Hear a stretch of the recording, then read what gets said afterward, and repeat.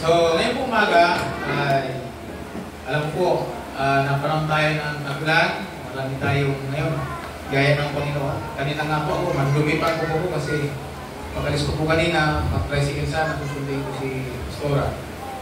Eh, pasak na yung bearing. So, nag-single po ako para po siya masundo. Tapos pagdating ko po, diretso po sa sidecar para tanggal ng bearing. So, hanggang ngayon, grasa pa ang aking kamay.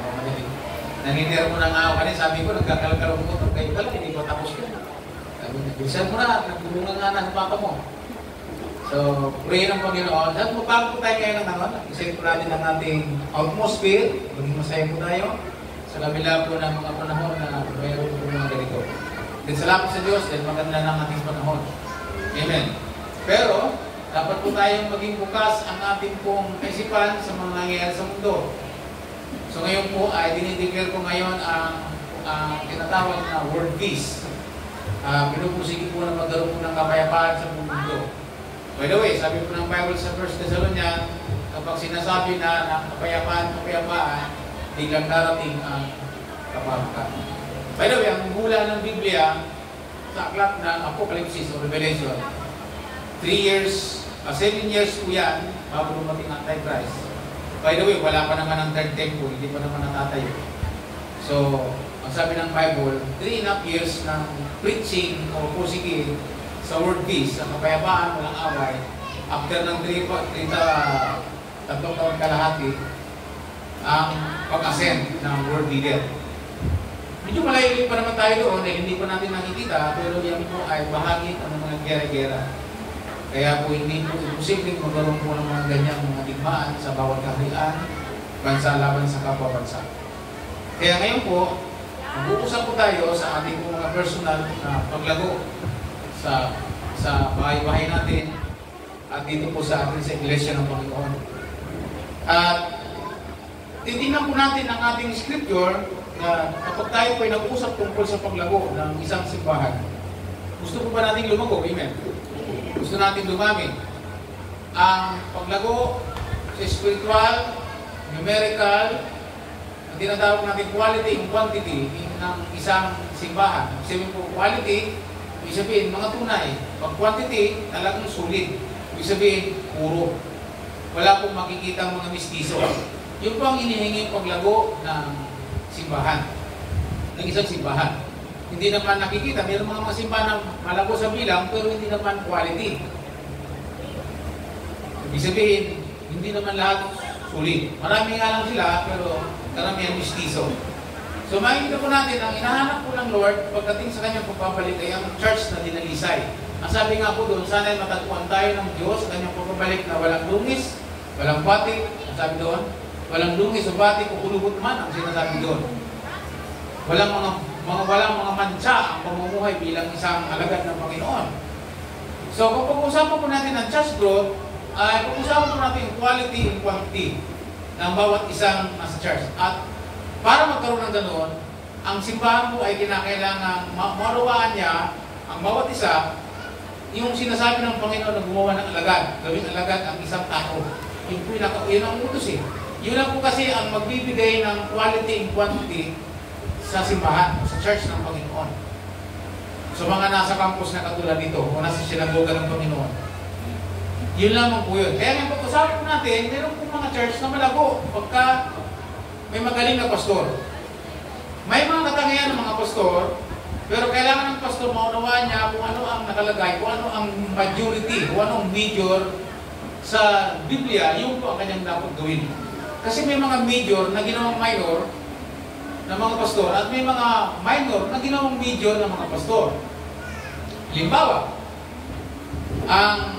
ang simbahan mas kilala sa salitang Christian, hindi kilala bilang mga disciples. Kaya sabi niya, anong church ka ba? Christian ka ba? Sa Bible, ang salitang Christian, nabanggit lang po yung original sa King James, ay 3 times lang. 3 beses lang nabanggit ang salitang Kristiyano sa Bible.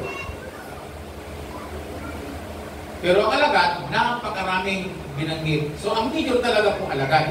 Disciples po talaga dapat ang tawag sa mga mananampalataya. Hindi Christian. Pero yung salitang Christian ay bansag po yan sa atin.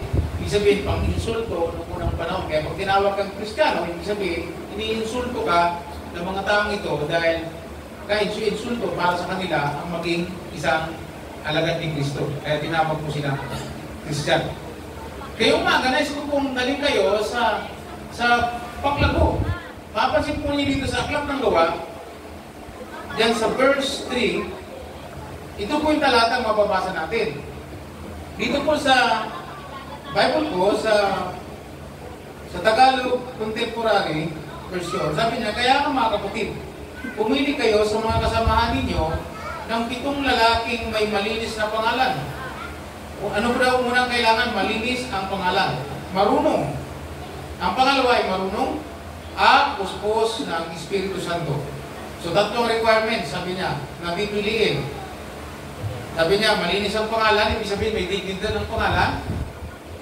Sabi niya, pangalawa, marunong, ibig sabihin may knowledge, maaaring nakapag-aaral. And then, may skill, ang ibig sabihin nito, at puspos ng Espiritu Santo. Sila ang pamahalaan natin sa mga material na tulong. So, meron pong tinatawag na ministeryong naghihintay. Ang dahilan, tingnan po niyo sa verse 1, ang dahilan, ang iglesia noon, sabi niya, na mga panahon iyon, dumarami na ang mga tagasunod ni Jesus. Dumadami na po yung alagad. Ibig sabihin, talagang nag-i-increase. Sabi niya, nagre-reklamo ang mga Hudyong nagsasalita ng Griego laban sa mga Hudyong nagsasalita ng Hebreo.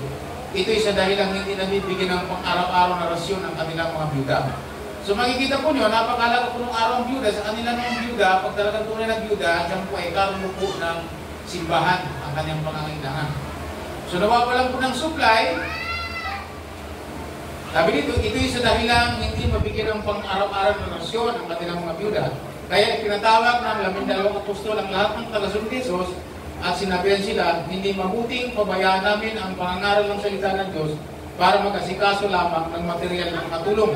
So hindi, sabi ni Pablo, sabi ng 12 apostol, ay hindi nararapat na kami ay magtrabaho para sa pagkain ng mga balong ito.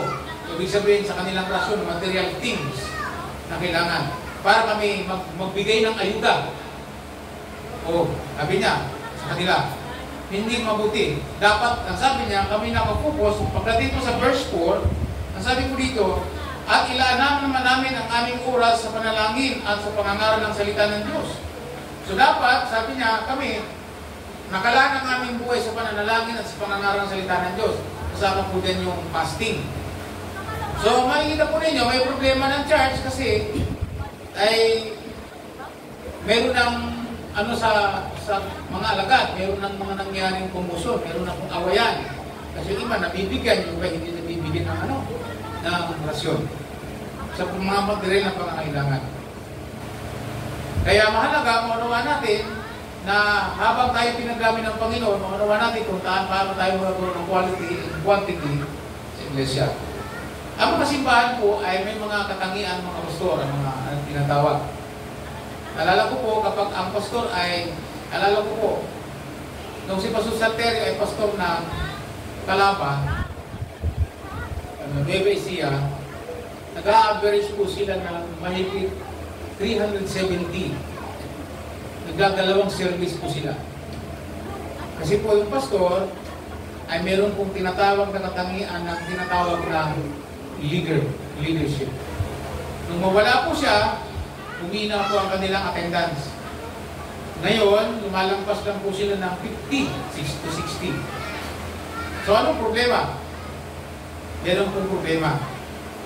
Kasi po yung mga tao, they follow the Lord through the leadership ng man of God. That's the big mistake. Ang Bible, meron itinuturo sa atin ngayon kung paano tayo magkakaroon ng quality and quantity. At sad to say, nakuha po ito ng ibang simbahan na hindi natin nakuha. Na dapat kunin natin ngayon. Para tayo lumago na mayroong quality and quantity. At kaya kung pinag-preach ko ito ngayon para mahanda po ang ating sarili na tayo makapaloob doon sa tinatawag na quality and quantity. Mayroong mga simbahan na hindi leader ang pastor. Siya po ay talagang pastor lang. Ito, ang trabaho ng pastor, mahilig magdalaw, pag may mga sakit, dadalawin, pag may pilay, ibilutin, pag may pangailangan, punta siya. Talaga, Pastor Larry, ganun po si Pastor Larry. Pag mayroong may sakit, punta yan. Pag may patay, punta yan. Walang hindi pupunta. Malawi ang pupunta niya. Nang mamatay ng asawa, Tatay ni Jim, pumunta yan. Tumira pa doon sa San Balis ng 2 days. Because pastor po siya. Yun po talaga ang pastor. Pero hindi po sa leader, hindi po siya dapat sa leadership, kaya hanggang pagpapasulan. Ang church, hindi gaanong lumalago. Kasi ang leader, ang katangian ng isang leader, pag mayroon kang gustong baguhin sa church, kailangan mo leader. Because sabi niya, paro ka leader. Pag sabi niya, if you want to change something in the church, o ano man ang gusto mong baguhin, ang kailangan mo ay hindi pastol, ang kailangan mo ay leader. Leadership. Pagka ang church ay ang pangangailangan ay pagkalinga, mga bagay-bagay na ang kailangan mo ay hindi leader, ang kailangan mo ay pastol. Kaya nga binigay ng Panginoon tong apostles, prophet, pastor, and teacher, and evangelist para ang church ma-equip. Amen po ba? Kompleto po yan, hindi pwedeng mawala dyan kahit isa sa isang simbahan. So ang simbahan, noong unang panahon ay malago po sila. Dahil kompleto po sila. May apostles, mayroon po mga prophets, mayroon po mga evangelists, at mayroon po mga pastors and teachers. Kaya ang church, very strong. Ang nasabi doon, araw-araw ka dinadagdag ni Lord, 1,000. Dahil po ang church kompleto sa kaloob ng Espiritu ng Diyos. Minsan sa church, isa lang ang nagpapangsyon. Kaya ngayon, maunawaan po natin kung ano ang major po dito. Gusto ko po sabihin sa inyo na ang shepherd, translated po sa pastor, ay nabanggit po yan sa Bible ng 200 times. Sabi, binanggit po ang shepherd o ang pastor sa Biblia, from Old Testament to New Testament, nasa 200 beses lang binanggit. Yung leader, ay binanggit po sa Bible from Old Testament to New Testament ng 900 times. Ibig sabihin, mas kailangan po talaga ang leader. Amen? Kaysa pastor. So, kasi mas major po ang leader na nakasulat. Pero meron po tayong dapat na mas nakuha. Ang kailangan nating makuha ay yung pagiging manager. At ang manager po, diyang kinuha ang salitang management. Ang nagpapalago po ng simbahan ay management. Kaya nabanggit po kanina ni Rosan, management, ano daw, yung devotion, the heart of God, yung ang puso ng Diyos, discipleship, the heart of God, devotion, the mind of Christ, para ang tao magkaroon ng isipan ni Kristo, ang management, the hand of God, siya yung magpapakilos ng lahat ng simbahan sa mga tao ng Diyos. Without management, pag hindi manager ang pastor, hindi ko inaktuhan ang maging manager, kahit magaling pa kong leader, kung wala akong management, the church never grow. Kahit kaya kung magpasunin kayo sa lahat ng bagay, kung hindi ko kaya pamahalaan ang tamang simbahan, sa tamang pamamahala, ang simbahan ay hindi lalago. So kasi ang simbahan po, ang nagsaset na nag-aayos ng discipline, siya po nagpapasunod sa lahat ng mga rules and regulation ng Panginoon sa simbahan. Siya po ang nag-aayos ng lahat. Napansin po ba ninyo sa aklat ng mga nagawa? Sabi po ng mga apostol, dahil hindi namin kayang pamahalaan ng mga bagay na ito, hindi kami dapat dyan, sabi niya, magpili kayo sa inyo na rin ang galing ng 7 tao. Doon po nagsimula ang Board of Trustees sa Biblia. Kaya ang mga simbahan, mayroong mga tinatawag na council o tinatawag na Board of Trustees. Ang BMC, nung itinatawag ni Pastor Gregorio Cainglet, bumuo po siya ng 7 pastor na ang tawag sa kanila, Board of Trustees. Sila po ang mamamahala ng lahat ng kailangan ng itinayong simbahan ng People's Missionary Church. Sila mag-aayos ng lahat ng pagpapaayos ng rehistro, sa SEC, registration, para hindi maging kulorong, lahat ng babayaran. Pagdating sa pananalapi ng buong mga local churches, sila po yun. Yung 7 yun. Yung 7 po yan, pinupuo po yun ng Pastor Vic Santos Sr. Tayo na po yun.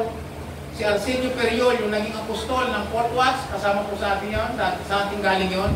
Kaya pag PMC, ang makakadibate o makakadiskusyon ng taga-Fort Watts, ang sasabihin ng taga-Fort Watts, tigilan niyo yan. Siya lang nakakaalam ng ating sekreto, ang PMC. Kasi dyan tayo galing. Si Arsenio Periol po, bago po siya rin apostol, ay nag-aaral po siya ng Foursquare, estudyante po ni Pastor Gregorio Caile, ay naging Board of Trustees po yan ng PMC. So sabi sa Bible, bumuo kayo ng 7 na sila po ang gagawa sa tinatawag na Ministry of Health. Sabi sa NIV, ang sabi niya, and so brothers, select 7 men who are well respected and are full of the Spirit in wisdom, and we will give them this responsibility. Sino ang responsibility? Ang responsibilidad sa temporal matters ng iglesia. Kaya napansin ko ba niya sa ibang simbahan tulad sa, hindi ko mapagiging ng pangalan, meron silang tinatawag na punong tagapamahala at meron po silang mga tagapamahala sa baba na nag-aayos po ng lahat ng mga bagay. Yun po ang kailangan nating ma-master. So ang pastor, kailangan mag-acto ngayon na manager. Sa Bible, pag binasa po natin sa Bible yan, nabanggit po sa Bible, yung shepherd, yung pastor, 200 times. So ibig sabihin, hindi gaano kailangan ng pastor sa church. Kaya ngayon po, ay ang pastor, ay kung alam nilang magpapastor, ay yung tinawag na, ano ba, trabaho ng pastor? Magbantay. Magbantay. Diba, pastor, normally, ang mga tupa, babantayan po niya. Ibilangin po ilan. Pag may nawala, papalitan. So, gano'n. Yun po ang trabaho ng pastor. Ang leader, ano ba ang trabaho ng leader? Siya po yung sinusundan. At ang kailangan po ng church ay manager. Nabanggit po ang manager sa Bible ng 2,300 times. So, ibig sabihin, majority na priority sa church ay yung management. So, ang management po ang kamay ng Diyos para lumago ang simbahan. So, makikita po natin, pagka pinadaan sa management ng church, meron po tinatawag na processing o tinatawag na process ang alagad para sa lumago. Si management po ang mag-aayos nun. Yung stages na dadaanan ng isang tao para sa maging ganap na alagad, si management po yun. So, pati yung habit, si management. Kaya nga, pagdating po sa pamamala, mayroon dyan tinatawag na, di ba ba sa pag nag-aaral ka ng management, mayroon po tinatawag na planning, mayroon organizing, mayroong 4 po yan. Ano pang kasunod yan? Planning, organizing, tinakalan ng management. Ang pagkaayos ng mga tao, yung po yung kailangan sa simbahan. At yung pagpili naman ng mga gagamitin sa management ay hindi lang, simple lang requirements ng mga alagad para naman sabi nila, sila ay nakapupo sa kanilang trabaho talaga. At ang trabaho ng mga apostol ay mag-set ng pundasyon sa buhay ng mga tao, ito po yung paggawa ng alagad. At para hindi sila maabala sa mga bagay na nakakaabala sa kanila. At sabi, ibigay yun sa mga manager. Ibigay yun sa ibang makakapagtrabaho sa gawain ng Panginoon. At dito sa atin, kailangan po natin gawin yun. Si Bobby kanina, naghahanap na ng ang tinutukoy talaga ni Brother Bob kanina, management. Sino po yung magpapailalim sa management para sa mga tulad sa program o linggo, yung mga tatayo ng mga new breed, ilang ni Rostan na gabaliwanag. Kailangan naman natin ang Panginoon. Dahil nagagawa niyang trabaho niya, ipaliwanag yung mga what to bring, ano yung mga dapat alalahanin natin. So, pinapaliwanag na po nila, hindi himay-himay nila. Hindi ka na kailangan ipaliwanag yung ako kung magtatrabaho noon, di ba? So, para pag tayo mo dito, wala nang iintindi yung paalala, mayroon ng pamaalala. Tulad niyan, pagdating ko sa paggawa ng pagka-ID, yung iba na ID ko na. Ibig sabihin, pwede na niyong gawin yun. Nasa ilalim na kayo ng pumamahala, pwede na kayong mag-ID sa iba. Ipamumonitor nyo lang. Sa management, kailangan po ang monitoring. Kaya nga po yung monitor ko pati devotion. Tinitiyak natin nagdi-devotion ang tao. Pwede mo naman sabihin sa akin na, basta nagbabasa ko ng Biblia, pwede kitang paniwalaan. Pero, ikalawang bagay, hindi kita paniniwalaan. Kasi ang proof na nagbabasa ka ng Bible, yung record, na kahit pinicturan mo lang ang pindala sa akin, nakatibayan na devotion ka. So, bahagi po ng management is monitoring. Kasama po yan sa management. Yung nabanggit ko kanina, isa po doon monitoring. Diyan po magaling ang church ng IEC. Hindi ka lang dumalo, paandarin po nila ang management. Ano sasabihin? Paandarin po nila yung mga pastor nila. Puntahan ninyo ang kapatid dahil hindi dumalo. At may dala po silang monitoring sheet. Nakita ko po yun. Pagdalaw nila, nakita ko yun sa kabila eh. Pagdalaw nila, pinapipirmahan po yung papel. Sinasabi ko, pirmahan mo to. Natibayan na nadalaw ka. Yan ay hindi pa natin ginagawa eh. Ayaw natin yun. Kaya hindi tayo lumalago. Alam mo bakit? Wala kasi sa atin yung tinatawag na management. Dahil ang management, ang kamay ng Diyos sa paglago ng iglesia para magkaroon tayo ng tinatawag na quality in quantity. Kaya minsan yung bawat isa atin, kapag hindi nagdidibuso ng 1 linggo na, 2 linggo na, papadalang ko po ng message sa GC na sinasabi, follow up ng devotion. Yun lang sinasabi ko, follow up ng devotion. O, pag nag-send ng devotion, ibig sabihin, nakita ko, okay. Yun naman ay hindi para sa akin, kundi para sa bawat isa. So, ang management, ang nagsiset ng discipline, siya din po ang nag-aayos ng maayos na lahat ng pagmumuhay natin bilang alagad ng Panginoon, si management po ang nag-aayos niya. Hindi po si leader, hindi po si pastor. Si manager. So, kinakailangan ko sa atin sa church ay yung po ang paingirali natin. Pagka may dadalawin, kahit hindi si pastor pumunta, may papupuntahin. Amen po ba? May daladalang papel, monitoring sheet. Katibayan napuntahan at natake yung issue kasi ka tumalo. Ano ang nangyari sa iyo? Ano ba baka may problema? Pag si pastor pong gumawa noon, patay ang pastor. Sabi ng mga apostol, hindi na tamang gawin namin yan. Kaya yung mga lagad, hindi basta ba yung mga apostol, hindi basta sila pumupunta kung saan at nagdadalaw. Yung mentor ko, hindi nagdadalaw yun. Pag may dadalawin, kausapin niya sa mga disciple niya, puntahan mo nga sila nito. Kausapin mo, dalawin mo. Amen po ba?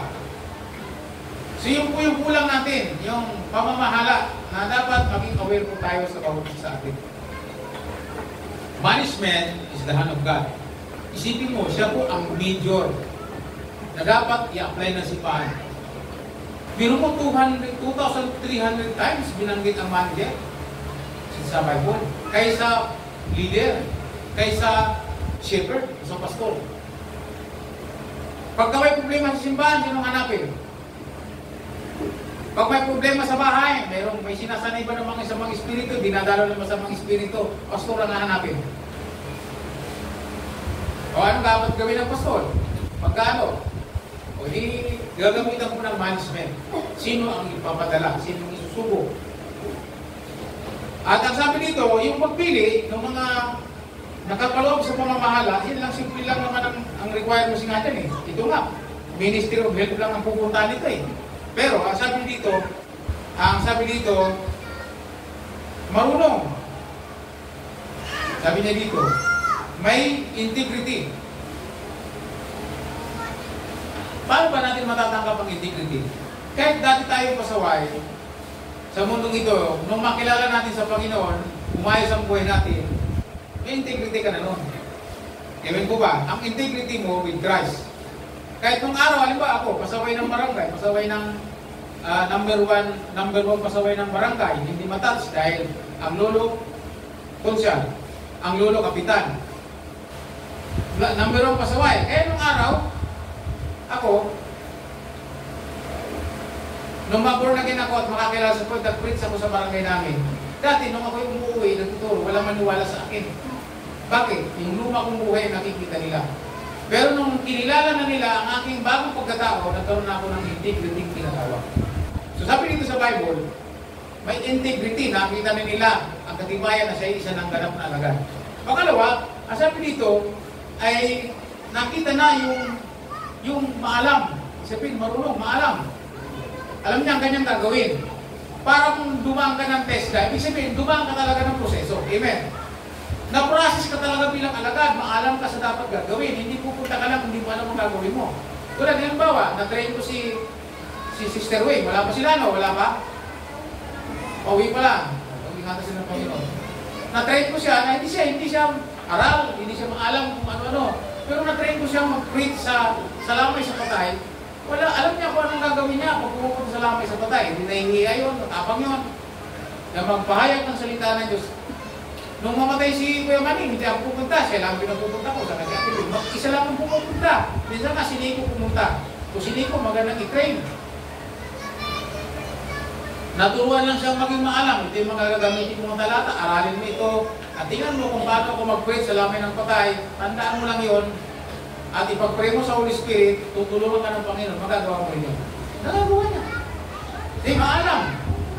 At pangatlo, ang sabi ko dito, ay puspos na Espiritu Santo.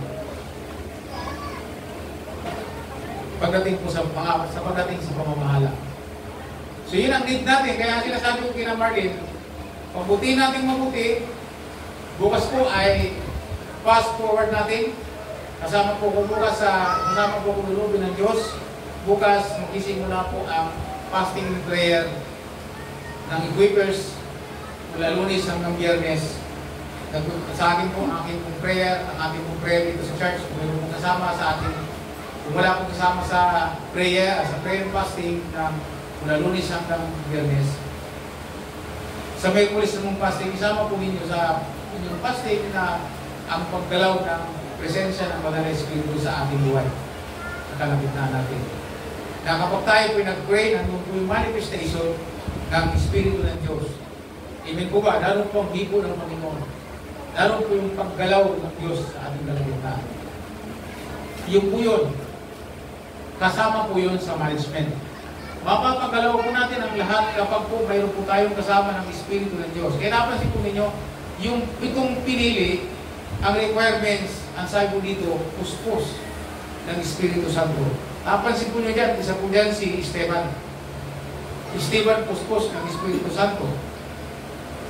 Sabi po dyan, si Esteban, si Procuro, si Nicanor, si Timon, si Parmenas, at si Nicolas, na isang hindi Hudyo. Si Nicolas po ay itim. Ibig sabihin, negro, taga Antioquia na lugar. Nakasama po sa Board of Trustees na yun. Pamamahala lang nila ay ang kanilang trabaho ay mamahala ng mga bagay tungkol sa mga rasyon. Ibig sabihin, mga kabang-kabang trigo, ng mga dumarating, mga offering. Ano po yung mga yung mga project hakay? Yung mga project natin, yung mga offering, yung mga dinadala sa simbahan, sila po yung nakabukod. Halimbawa, yung portion to the priest, sila po yung nag-aayos noon. At linilista yung ating, yung kanilang mga gastos, araw-araw sila po nagkukwenta nun. Pag hindi ka puspos ng Espiritu Santo, malaking problema yun. Kaya po yung requirements nila, kasi hindi po yun magiging mga katawag. Pag puspos ng Holy Spirit, hindi po yun mangungupit. Sila po yung magtatrabaho talaga ng maayos para sa gawain ng Panginoon. Ibig sabihin, pagka mga blessings po yan, matutukso po ang iba dyan. Kaya ang requirements, puspos ng Espiritu Santo, maalam, at ang sabi po dito, sila po ay may malinis na pangalan na iniingatan. Amen po ba? Na ako ay alagad, iniingatan ko ang pangalan ko bilang, sabi nga nila, iniingatan ko ang pangalan ko bilang Kristiyano. Tayo po ngayon, iniingatan natin ang ating pangalan bilang alagad ng Panginoon. Natutuwa po ako sa mga devotion na sinisin mo sa akin dahil meron doon na nagsikap siya, ang sabi niya sa kanyang devotion ay magsikap na maging malinis ang buhay. Yung iba naman nagsasabing, pag magagalit, huwag magkakasala. Hindi puso ko rin po kanina. At ang sabi, mas magandang tumahimik at magbulay-bulay muna. Bulay-bulay ito. Tumahimik at magbulay-bulay. Pwede palang magalit, pero huwag magkakasala. Amen? Nakalagay din sa Efeso, kung magagalit ka, iwasan mong magkasala. So, ang Bible, ang tuturo sa atin ngayong umaga na kung gusto natin lumago, tayo mapapaloob sa tinatawag na pamamahala. Meron tayong program coordinator. Siya po ang nagsiselect. Ate, pwede kang pumili din sa mga bago na mga nabibigosyo. Sige po, try nyo, kausapin nyo yung mga bago na mag-opening prayer. Kasi si Brother Bob, sabi niya, kailangan naman natin makita yung bago. Hindi mo na mag-iisip.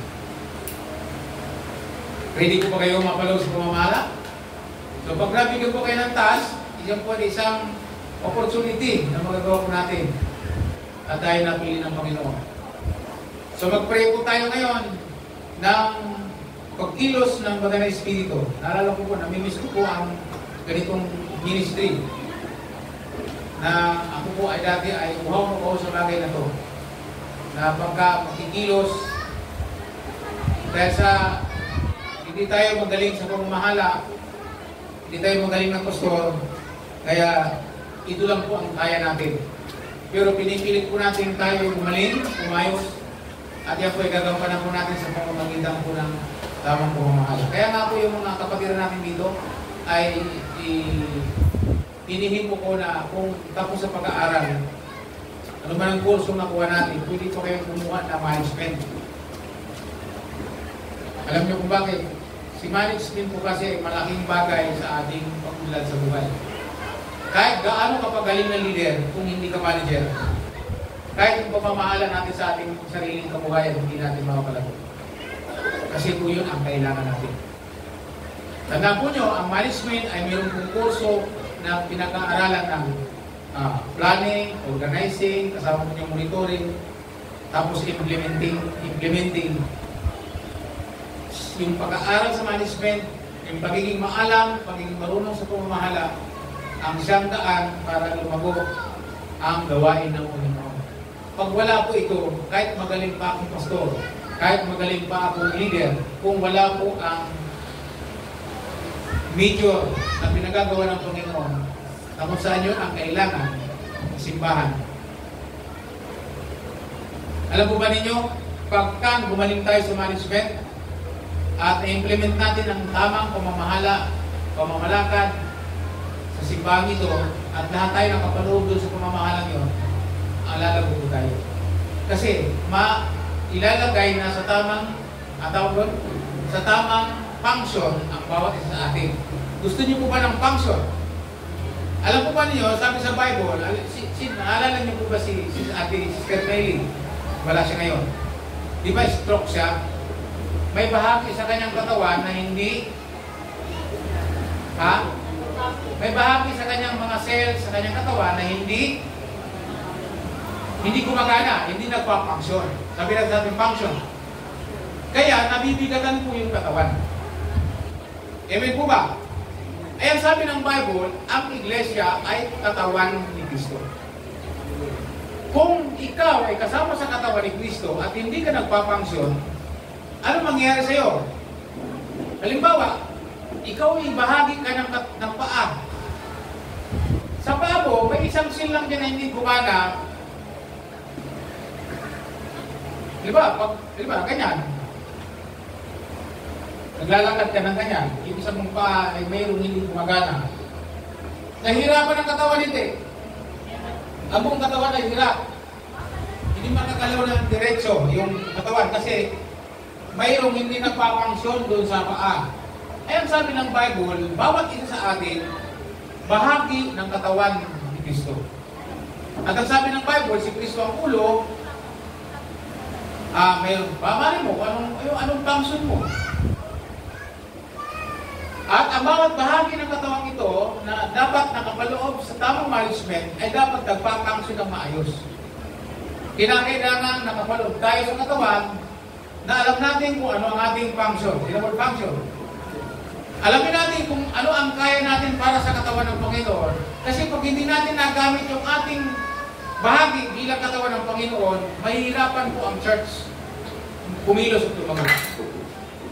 Sabihin mo sa katabi mo, ikaw na lang ang kailangan pag-function. Pag nag-function ka, gagaan na. Halimbawa, yung paang hindi na gumagalaw, gumana na yung mga litid-litid, medyo bumibilis-bilis na kasi may nag-function na. Hihintayin na lang natin mag-function na iba pang cells para lalong gumana. Amen. Pag ang buong katawan ay malusog, ibig sabihin, nagpa-function lahat, madaling gumalaw ang katawan. Amen po ba?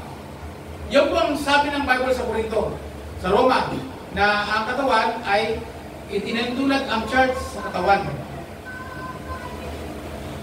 Sa katawan, walang pwedeng magmalaki. Kasi yung daliri, yung ito, ang kaya nito, hindi kaya nito. Iba si Tuturo, iba to.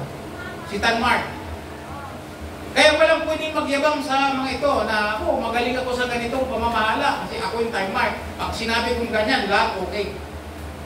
Ay hindi, sabi na yung Tuturo, ay hindi malaya sa akin kasi lahat ng turuin ko, natuturo ko. Nagyabangan yung mga daliri. Minsan nagkwento yung pastor, tawa ko ng tawa, at kaming lahat ay tinamaan. At lahat ng pastor ay nagyabangan sa kanilang klase ng kanilang leadership at pagpapastor na wala kasi ang church pala dapat tumatakbo sa tamang pamamahala. Sabi ni Mata, kung wala ako, walang patutunguhan ng katawan. Kaya sabi niya, ako ang pinakatalagang kailangan. Sabi ni Kamay, hindi. Ako, kasi kung ang kamay hindi magtrabaho, gutom. Sabi ni Pa, ay hindi po pwede yan. Kasi huwag kayong magyabang. Kasi kung ako hindi maglakad, bakit? Makakapagtrabaho ka ba? Sabi ni Bibig, mali yan. Kasi ako ang talagang kailangan. Kasi pag hindi ako kumain at hindi ako nagbunganga, wala, nga. Tapos, bigla nagsalita si Puwet. Sabi ni Puwet, ay, sandali, meron akong sasabihin. Huwag tayo mag-away. Sabi ni ibang mga parte ng katawan, Puwet, huwag ka nang maingay. Kasi ang trabaho mo, mabaho kaya huwag ka nang sumali sa usapan. Pinatahimik po si Puwet. Pinatahimik si Tumbong. Ang ginawa ni Tumbong, nagtampo, sabi niya, ganun pala, wala naman pala akong silbi sa inyo. Tingnan natin kung walang silbi. Ginawa ni Tumbong, ni Puwet, tumigil sa pag-release.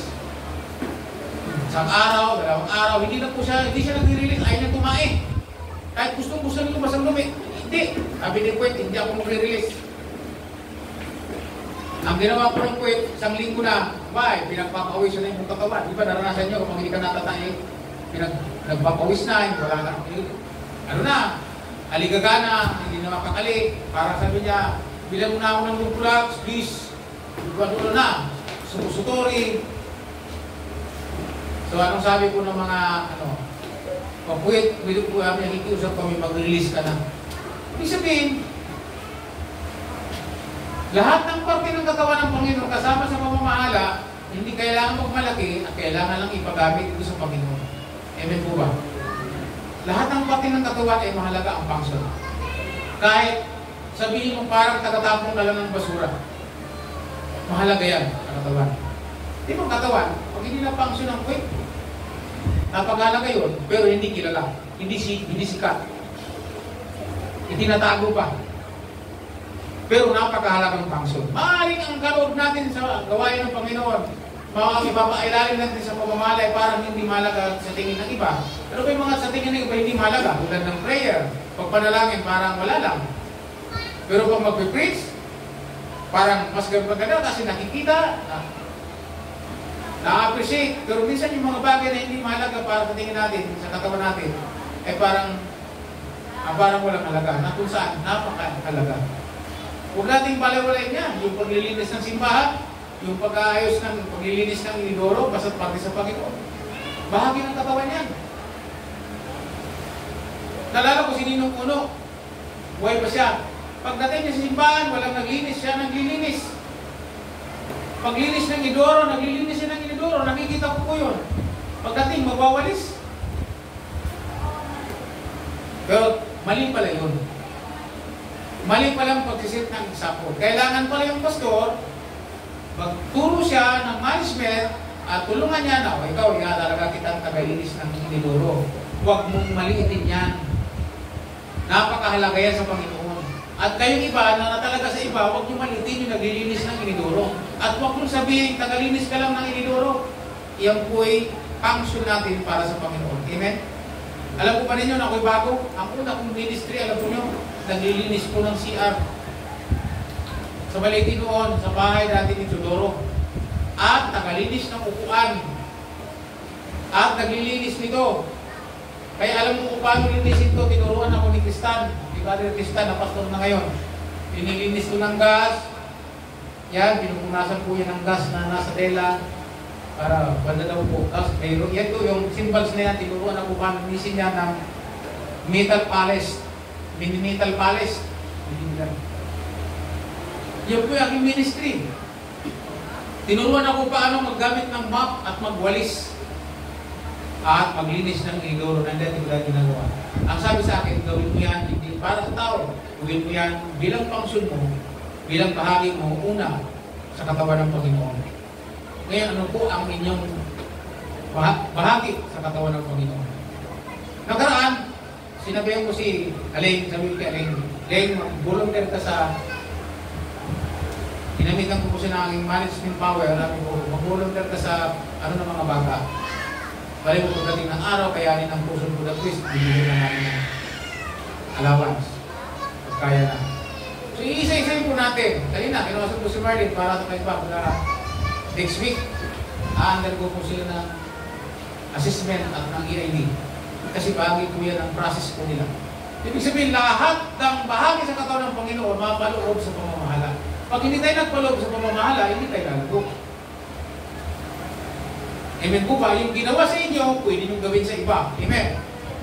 So yan ang una. Yan ang pinakamahalaga sa simbahan para ito lumago. Katulad ng mga alagad. Kung pag-aaralan po nito, mablugo po yung kanilang trabaho. Kaya nabahala po yung mga apostol na dapat silang pinakapokus sa pag-divide ng salita ng Diyos sa mga krusada at sa mga bahay-bahay na kung saan sila po yung nagtuturo ng gagawa ng alagad ay mapupunta sa pag-manage ng mga bagay-bagay na kailangan. At nung lumago na simbahan at nagkaroon po ng tinatawag na persecution o pang-uusin, alam po yung pitong ito, ginamit dito ni Lord ng mga preacher. Lumago na, mayroon mga tumayong kapalit po nila. Alam po ba ninyo, ang pitong ito na naunang naging Board of Trustees ng mga tagapamahala, mga pangalawang tagapamahala ng gawain ng Panginoon, ay naging mga evangelist. Si Stephen po, alam po natin kasi sayang, preacher po siya. Binato po siya ng buhay. Si Felipe, naging po siyang evangelist at siya po yung siya po yung nagturo doon sa Eunuco at hanggang napunta po siya sa Caesarea at doon po siya nagkaroon ng pamilya at doon na siya tumira. Siya po ay may anak na 4 na propetesa. 4 ang kanya naging anak na propetesa. Kasama po niya sa simbahan na kanyang pinangunahan. Pero yung 7 tagapamahala, napalitan po yun. Kung mapapansin po niya sa panahon ng mga apostol at ni Apostol Pablo, ang namamahala ng Iglesia sa Jerusalem, kapatid ni Cristo sa laman. Ang pangalan po ay Santiago. Nandun din po yung pangalang Judas. So sa mga kapatid ni Lord sa laman, ang naging mga council o mga board of trustees at mga tagapamahala o haligi ng tinatawag na Iglesia ng Panginoon sa Jerusalem. Kaya nga si Apostol Pablo, nung pumunta sa Jerusalem, wala siyang nakitang una doon na tagapamahalang simbahan ang kapatid ni Lord sa laman. Ang pangalan ay Santiago. Siya po ang namamahala ng Iglesia. Sabay-sabay, namamahala. Pag sinabi mong namamahala sa Tagalog, sa English ito ano yan? Manager. So kaya nga po minsan, yung mga pastor hindi sanay na tawaging manager. Sanay na sanay silang tawaging pastor o leader. Pero ayaw magpatawag ng manager na kung saan yun talaga pala ang trabaho ng pastor. Ang maging manager ng simbahan. Yung mga nasa equiper, ang tawagan po nila manager kasi natuto po silang mamahala. Natuto po silang, lumalabo po sila unti-unti. At ngayon, nagtuturo na po ako sa inyo nito. Para po kayo makapanood sa pamamahala kung ano po ang ating magiging function sa iglesia.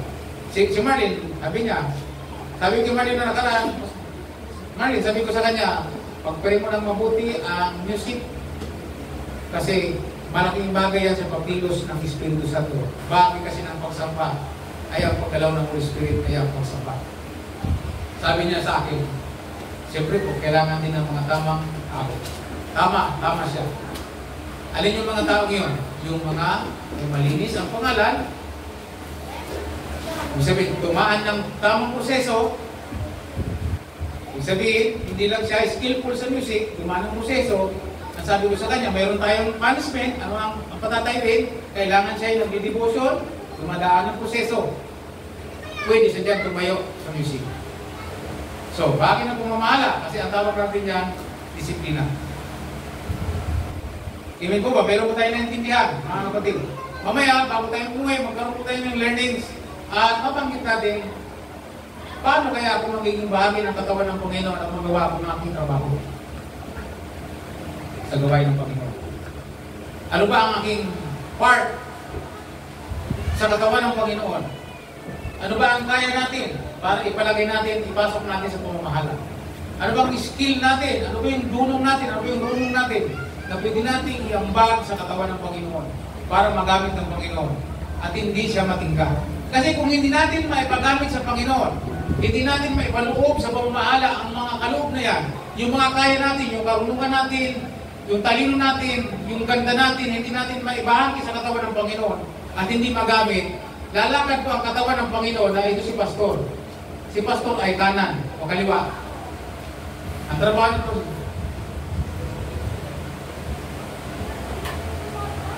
ang simbahan, makikita mo, naglalakad po siya pilay. Kaya maraming simbahan, sa tingin ko parang pero ang gumagana lang doon ilan. Ang gusto na Lord, sa simbahan, ang lahat ay mag-function. Sabi na siya mag-function. Ano ang kaya mong gawin para sa Panginoon, para sa kanyang katawan? Na magbibigay ng pagsusulit mo sa araw ng paghuhukom. Na pagsusulit tayo sa Panginoon, ano ang ginawa natin? Napansin po niyo yung binigyan ng tatlong kaloob, binigyan ng kaloob, ayaw ng talentong kaya nila. Nagsulit sila sa Panginoon. Ayon sa kanilang kaya, sabi kaya. Ayon sa kanilang dunong, ayon sa karunungan na meron sila. Ayon sa magandang pangalan nila, ayon sa kapuspusan ng Espiritu, meron sila. Ginamit nila para sa Panginoon. Naalala po ba ninyo, si Felipe ay simple po siyang tagapamahala ng kapirahan, ng mga ayuda, ng mga offering na para ipamudmod sa mga sinusuplayan araw-araw sa simbahan ng Panginoon. Pero pinunumok ng Diyos, naging evangelist. Amen. Gusto niyo ng promotion? Ipagamit natin sa Panginoon yung meron tayong pwede ipagamit sa Diyos na kaya natin. Ang ating music na paglilingkod ay nangangailangan ng parami, hindi naman tayo makapili. Dahil ang unang dahilan ay walang gagamit.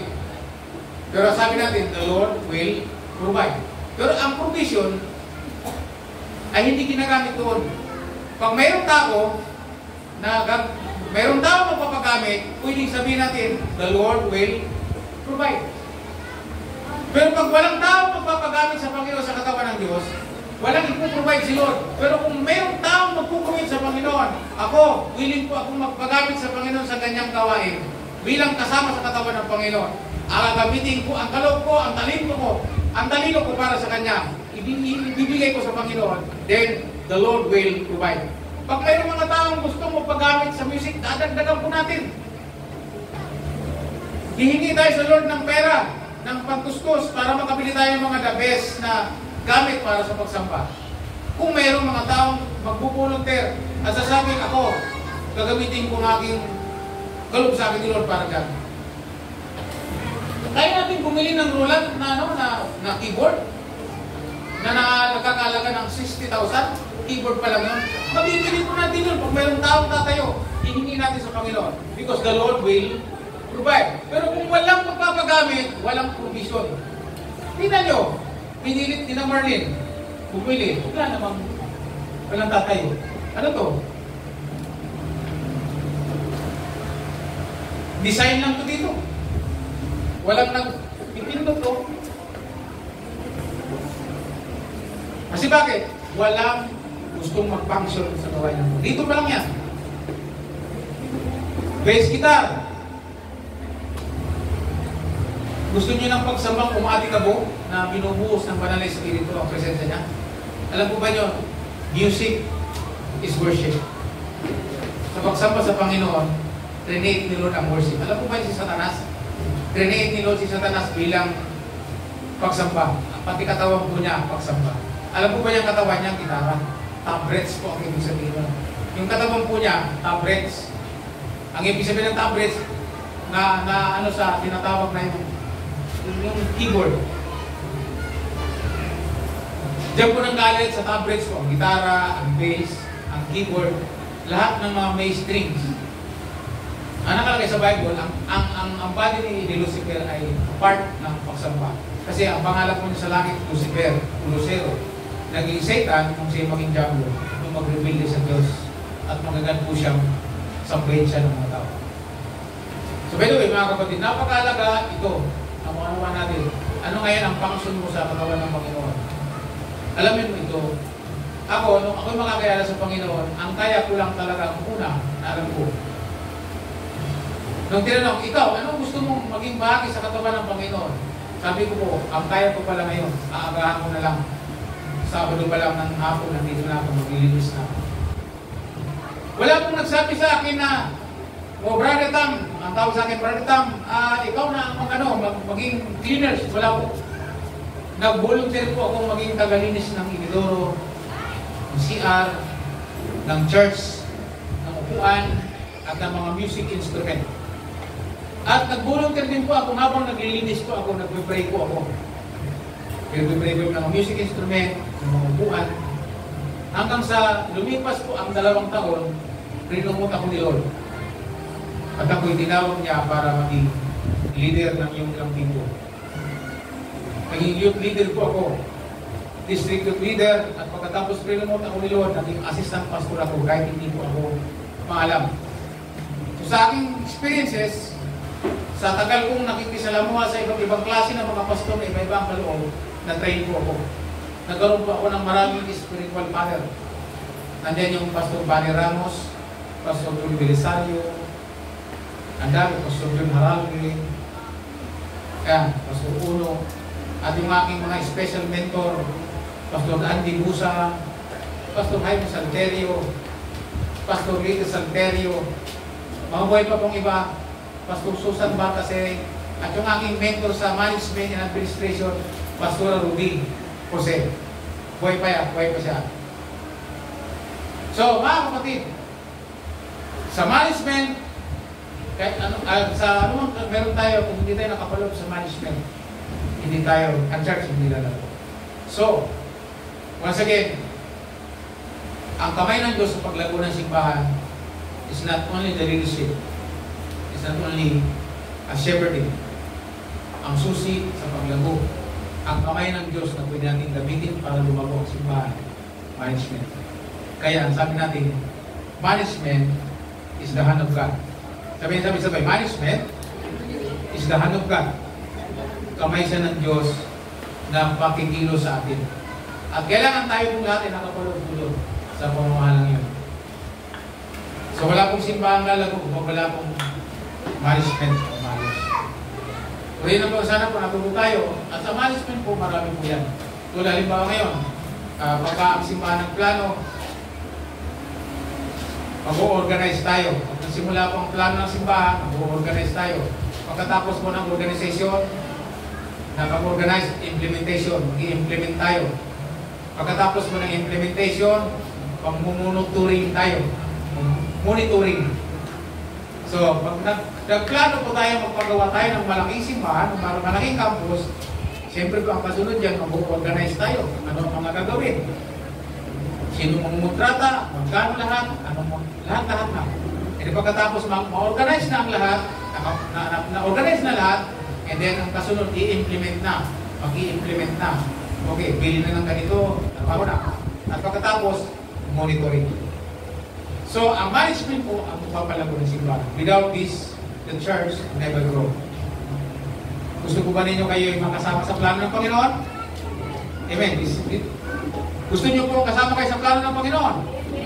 So, okay. Dapat kasama ka sa organization. Sabi mo sa katabi mo, dapat kasama tayo sa pag-organize. Amen. Pagkatapos natin kasama sa pag-organize, siyempre kasama tayo sa organization, sa pag-organize, siyempre mag-i-implement na. O pag nag-implement na, sinabi, wala nang tatayo sa unahan ng hindi nag-devotion, hindi nagpa-process, dapat gawin po natin yun. Amen. O si Ate King, mag-iligpit siya doon. Ang tinitingnan niya sa patatayin niya, nag-devotion. Sasabihin niya, Pastor, tanong ko lang po, nag-devotion po ba si ganito? Nagpa-process na ba yan? Kasi bakit? Gusto ko piliin siyang tumayo ng MC. O pag sinabi ko, nag-devotion. O sabi mo, okay. Amen po ba? So wala nang tatayo ng paug-paug. Amen? Kasi lahat mayroong alam na sa salita ng Diyos. And siyempre, pagkatapos natin na-implement ang lahat ng bagay, na-i-implement, and then, monitoring. Binomonitor po natin kung okay, kung ayos. Nandyan po kayo mga kapatid. Willing tayong umago. Amen. So dapat willing tayong uyab.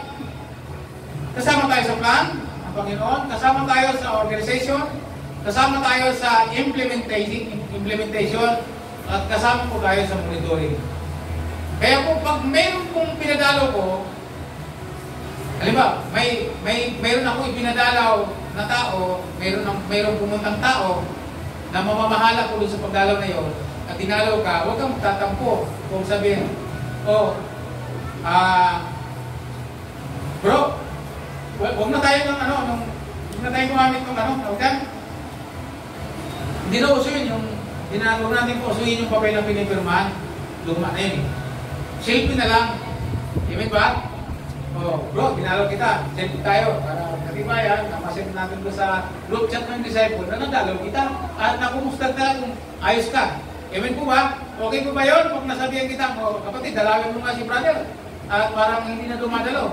Pag tinalaw mo, mag-selfie naman kayo. At isend po ninyo sa group chat ng disciples. Amen. Para pag pero nakita ng buong iglesia ng mga disciples na nadalaw. Amen. Katulad halimbawa ng dalawa nating nasa Bisaya, selfie-selfie po sila. Sabi ko, selfie-selfie kayo, tingnan nyo kung ano kayo kinalalay, kinalinisir. Kumustahin nyo at isend nyo sa GC. Napanood nyo na ba sa GC? Okay. Para makumusta kung anong nangyari. So mga kapatid, ang management ay napakahalaga. Yan po yung major na dapat tinatrabaho mula sa pastor hanggang sa lahat ng bahagi ng katawan. Sana ngayon, mas alamin pa po natin kung ano talaga ang mas epektibong parte natin sa paggawa sa Panginoon. Malay mo, mas magaling ka palang mag-preach kaysa akin. Amen po ba? Meron tayong dating disciples na pinagsalita sa patay. Magaling mag-preach, napahanga nga si Brother Bob. Kaso lang, dahil hindi dumaan ang prosesong tama, kaya balik sa luma. Buhay. Kaya dapat dumaan tayo sa proseso. Lahat dadaan sa proseso. Kahit matagal na tayo, daan na lang natin ang process, parang ang tawag natin dyan, reviewer. Di ba parang kukuha ka lang ng lisensya, yung mga dating naunang disciples na may proseso tayong paradaanin ngayon, parang lisensya lang. Pag kukuha ka ng lisensya, hindi ka mag-e-exam eh. Amen? Pag kukuha ka ng lisensya, hindi ka i-exam. Kasi, process yun ng mga kumukuha ng lisensya. At pag kukuha ka ng lisensya, may exam, anong gagawin? May review. Mag-review kasi may exam. Pag bumagsak ka, anong mangyayari? Sabihin ko, LTO, balik po kayo bukas, take ka uli, bayad ko uli ng 100. Ang nangyari sa akin eh. Asa ako, dahil yamang-yamang ako, asa ako na sisiw yan. Yung mga salitang sisiw ba? Minsan, ganun tayo. Pag tiko ng exam, ang ang bilang na dapat ay pasok ay 48. Ang nadali ko ngayon ay 42. Ilan ang kulang ko? 6. Lungkot kami, dami namin lungkot. May kami 20. Sabi niya, classmate, balik na tayo bukas. Bayad ulit kami ng... Nagpalipas ako ng isang araw kasi nag-review ako. So nag-download ako ng mga reviewer, nagpasa ako. Pangalawa kong take, may mga bagay talagang hindi ko alam doon. Kaya pahingi ako ng tulong. So ibig sabihin, ang nakuha ko po ay 49. O di na pumasok na ako. So ang pagpaprocess ay parang ganun lang. Parang kukuha lang tayo ng lisensya na privilege yung magamit tayo ng Panginoon. Sana ngayong umaga, ano man ang pwede natin gawin para sa Panginoon gawin natin. Yung nga lang siguro makadalaw ka sa kapatid kahit hindi ka utusan. Diba? Yung mag-invite ka lang kahit hindi ka na utusan, mahagip mo na sa katawan ng Panginoon. Hindi po ba? Alala ko tuloy yung dating, alam mo yung, ang trabaho ko nung araw ay upahan para pumagal sa Cavite. Kaya si tatay, ang ginamit ni Lord doon. Yung taong yun, pumapatay ko yun, binabayaran ko siya. Minsan 200,000. Nagdadaw ng 100. Pag napatay na yun yung tao, alam mo niya sa Cavite ng mga trabaho ng mga tao na iba, heart killer. Nakasalam ko ni tatay ko, yung taong yun, ang bait. Hindi mo kaya pumapatay ng tao, ang bait. Kasi kahit bubugin mo, hindi lumalaban eh. Hinabol ka ng kutsilyo, kumakbo eh. Pero killer. Heart killer ka lang. May bayad lang. Nakakilala sa Panginoon. Tinuruan ni tatay, tinaga ni tatay yung taong yun. Laging kasama ni tatay sa Cavite. Nung ma-born again, nakakilala sa Panginoon, naging alagad. Wala siyang ibang kayang gawin para sa Panginoon. Ang sabi niya, ang tanging kaya nilang ay mag-invite. Pag nag-invite, grabe, ang dinadala sa simbahan tuwing linggo, yung kasi ang kaya niya, sabi niya, yung pastoral, yan ang kaya ko mag-invite. Pag nag-invite yun, simple lang eh. Sabi niya, sumama ka sa akin. Sabi, sumama ka sa church. Bakit ako ba? Basta masaya doon, sabi niya. Hindi ko kaya ipaliwanag. Doon mo na lang malalaman. Yun ang gano'n lang siya mag-invite. 20 yung pag nagdala, 20. Alala ko tuloy, nung minsan dumalo. Kumatin ako sa simbahan yun. 20. Ay kaya mo, kung tayo yung dalo. Pag dalo niya, nagkapuspusan ng Holy Spirit, may mga nag-speaking in tongues, natakot yung 20, nagtakbo palabas. Kasi nababali na rin yung mga tao sa loob. Kasi baguhan yun, siyempre, first time mo kumatin, tapos gano'n nangyari. Pumusun. So, nagulo. Pero, ang ganda ng kahit gano'n lang siya, pero yung kanyang kaya, bilang parte ng katawan ng Panginoon, pinagamit niya. Sana, encouragement ko sa inyo, ano man ang pwede nyo, mayroon ka, na pwede mo ipagamit sa Panginoon, sa katawan ng Panginoon, ipagamit mo na. Ang tawag natin doon, function. Sino mo sa word function? Mag-function po tayo sa body of Christ. Sabihin sabay-sabay, body of Christ.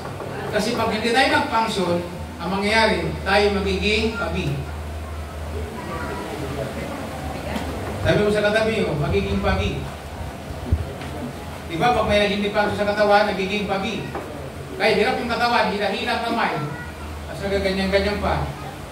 Pero kung mag-function tayo, mababawasan ang pabi. Mababawasan ang pabigat sa simbahan. Amen? So, mag-function tayo. Manang kaya natin, ibigay natin kay Lord ng todo. No reservation. Si Lord ang magpuprovide ng lahat ng kailangan natin. Nung nakaraan, nag-praise po ako ng pagiging empleyado ni Lord. Amen? Ito yun. Ito yun. Once na nag-function tayo sa katawan ni Lord, then the Lord will provide. Sabi natin, the Lord will provide. Okay, dito ako magtatapos. Si Abraham, nag-function po siya. Nung sinabi ni Lord na pumunta ka sa bundok ng Moriah at ibigay mo sa akin, ihandog mo sa akin bilang handog na sunugin ang anak mo si Isaac. Dahil si Abraham ay may pananampalataya, nag-function po siya. Meron po siyang anak na pwede ibigay, binigay po niya. Kasi nananampalataya siya, ang Diyos din nangako sa kanya, nang sabi sa kanya, gagawin kitang ama ng lahat ng bansa. at hindi mabibilang ang iyong lahi. Kung paano, di ba pinatingala siya, pinabilang ang dito hindi kaya bilangin. Pinatingin na sa dalampasigan, pinabibilang buwangin, hindi kaya bilangin. Ganyan ang iyong magiging saling lahi. Kaya noong hiningi ni Lord ang kanyang anak bilang nandusunugin, hindi po niya pinagkayo. Kaya nung sasaksakin niya na ang kanyang anak, ang sabi nila, doon lumabas ang tinatawag na the Lord will provide. Amen po ba?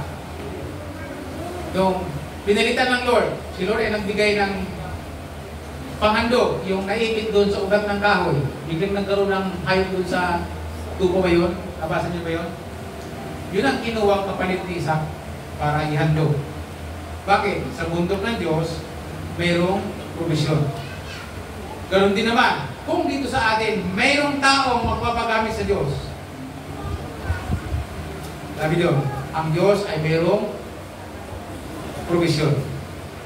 Naghahanap tayo ng trabaho. Naghahanap kayo ng trabaho? Si Erin, naghahanap ng trabaho? Sino pa naghahanap ng provision? Ang provision, nasa pagtuwid ng Panginoon.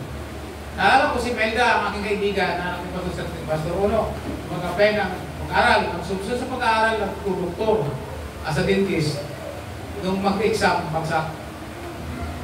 Pinabayaan niya kasi yung kanyang function sa church. Siya po ay pianista, nagpapiano sa simbahan sa paglinggo. Iniwanan po niya yun sa pag-aaral, subsob. Kaya nung may-exam siya, bagsak. Kaya nung mabagsak po siya, iyak siya.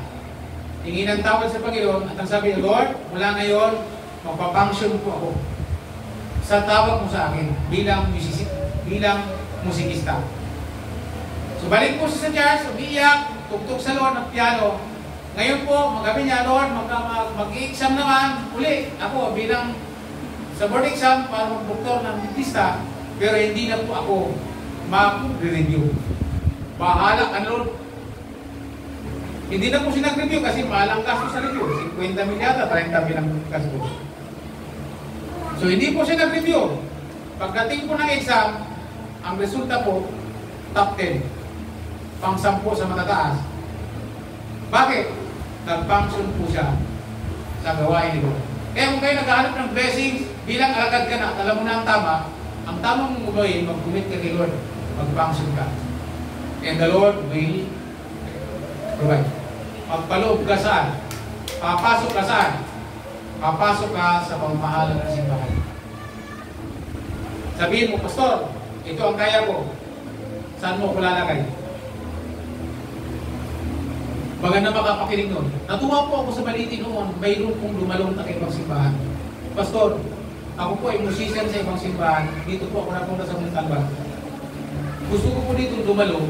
Ang tanong ko po ay, paano po ako makakapag-participate din sa ministry?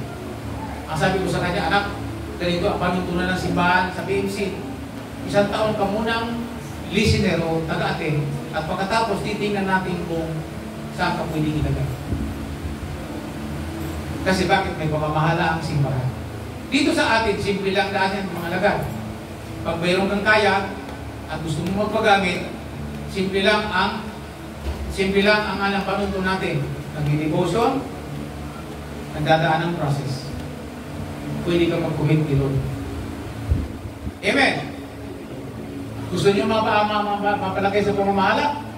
Sa kamay ng Diyos, kapag mayroon pong tao, may provision. Pag mayroon tayong commitment sa pamamahala ng Panginoon, mayroon provision. Gusto niyo po ba ng provision? Ang kailangan po natin ay commitment. Sabihin natin, ako, magpapailalim ako sa pamamahala ng simbahan. Kaya ng mga nakaraang araw, ng mga panahon na nakalipas ang taon, ang challenge ko ba ay, kayo ba'y kasama ko nung nakatanim sa simbahan ito? Amen po ba? Sino sa inyo magkasabi, ang buhay ko, itatanim ko na sa simbahan ko? Dito na ako sa iglesia ito, tinanim?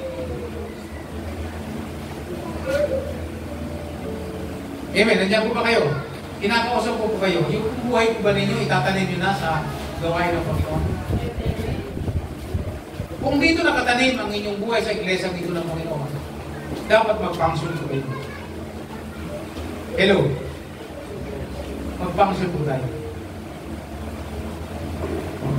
Kaya si tatay, dito na doon sa mag-ministry. So magpa-function po siya.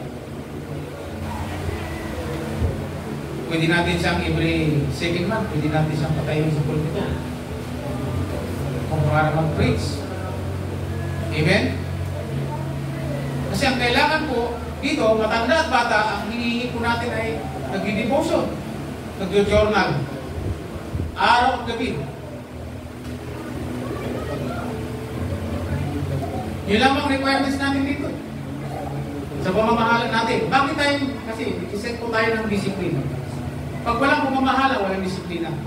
Ang pamamahala ang nagsiset ng disiplina. Kaya may disiplina din, nagsiset po tayo ng habit dito sa atin para magkaroon tayo ng tinatawag na quality and quantity sa buhay nito. Dumating man si Lord, pasado tayo lahat sa harapan ng Panginoon. Amen po ba? So ngayon tayo po lahat ay tumayo at tayo magpasalamat sa Diyos